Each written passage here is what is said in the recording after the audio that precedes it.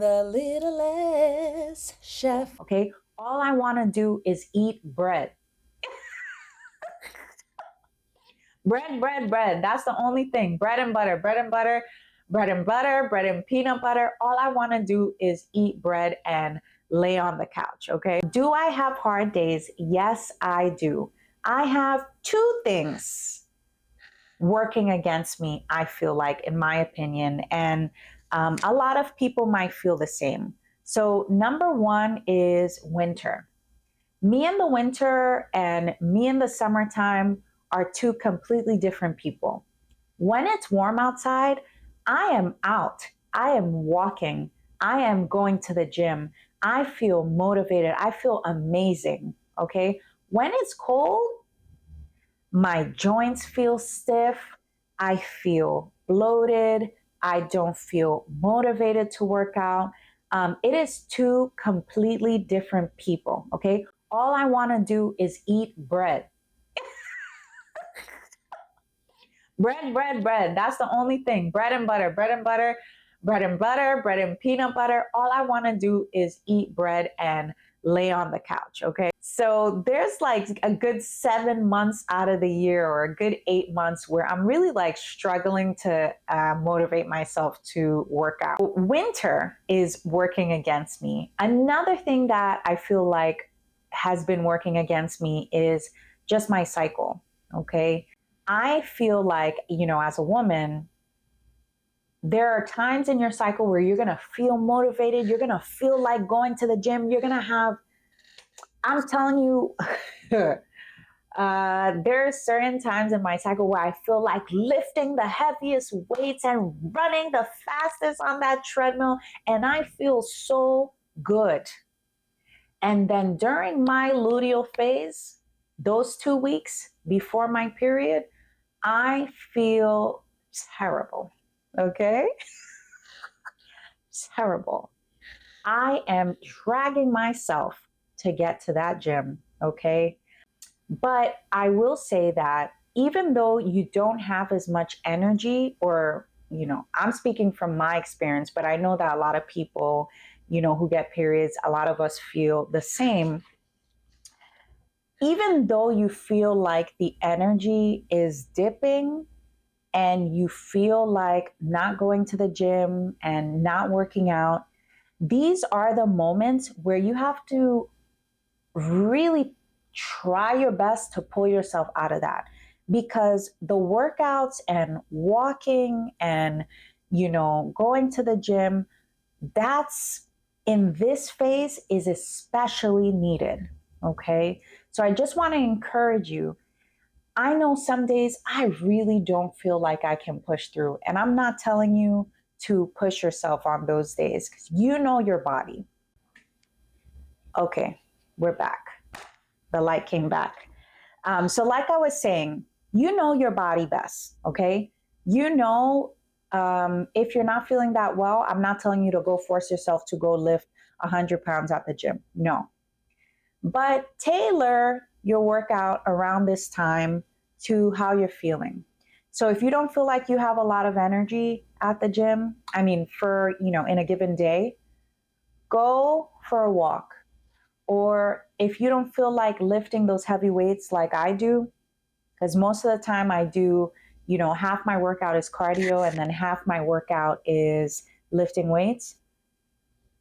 Sometimes I don't feel like lifting the weights and I just do the cardio. And sometimes I don't feel like running on the treadmill. Sometimes I just do a leisurely run or a leisurely jog. You know your body, and you just have to tailor your workouts to how you're feeling in that part of your cycle. Okay. And I know a lot of people have been talking about what is this thing called cycle syncing, and tailoring your workouts to how you feel throughout the month. I definitely agree 100%, because there's no way, based on those hormonal fluctuations, it's challenging to maintain that same momentum, that same level of energy that you have at earlier stages in your cycle. So definitely adjust. so where am I today at 35 years old? So I'm at a point where, the journey is ongoing. I'm not at a point where, I would tell you, oh, I lost the weight and I'm done. I still have a few pounds that I need to lose, okay, that I'm trying to lose. Go look at my lose 10 pounds in 10 weeks challenge shorts. I'll try to post some in the comment section below. But I still have some weight I'd like to lose ideally, but I'm not putting like extreme pressure on myself to lose the weight because I feel like as you get older, the weight kind of likes to stick a little bit. It's a little bit harder to get rid of. But I just want to make sure that I am active. I'm as active as possible so that I can be active for my future kids and I can run after them and I can be active for my grandchildren when I have them one day. So that's the priority for me. I just want to feel well physically and mentally, and this is why I maintain my exercise regimen. Okay, and that's very important to me. Another part of my routine, I don't want to say this is like a consistent part of my routine, but I will say that working out and being active earlier in the day and getting that sun earlier in the day really just sets your day up for success. When I see those people posting videos about that 5 a.m. Routine, that's very good. Okay, there's something to that because when I start my mornings with exercise, whenever I go to the gym at 8 a.m. or 7:30 or 8, when I start my mornings with exercise, the rest of my day falls into place. Okay, and when I don't, it can go either way. Okay, it can go either way. I could have a good day or a bad day, a good day or a bad day. But when I exercise in the morning, 9 times out of 10, my day is going to be amazing and I'm going to be able to coast through the day just a little bit easier than if I hadn't worked out or if I hadn't gotten that sun earlier in the day. So there is something to that. I don't want to say 5 a.m. routine, but that morning routine is very important. Okay. My advice to anyone starting on their weight loss journey, if you just had a baby, you're trying to lose weight, or if you're just trying to lose weight on your own, or if you're even trying to maintain your weight, definitely start off small, okay? And do things that, in terms of physical activity, do things that you like to do, okay? If you don't like to go to the gym, don't go to the gym. Don't get a Planet Fitness membership or another membership that you're not going to use because that's a waste of money, okay? You could use that money and get some extra fruits and vegetables, right? If you know you really like to walk, then walk. That should be your main form of physical activity. If you know you like gym classes, then take 1 or 2 gym classes a week, okay? But just make sure the physical activity that you're doing is something that you enjoy.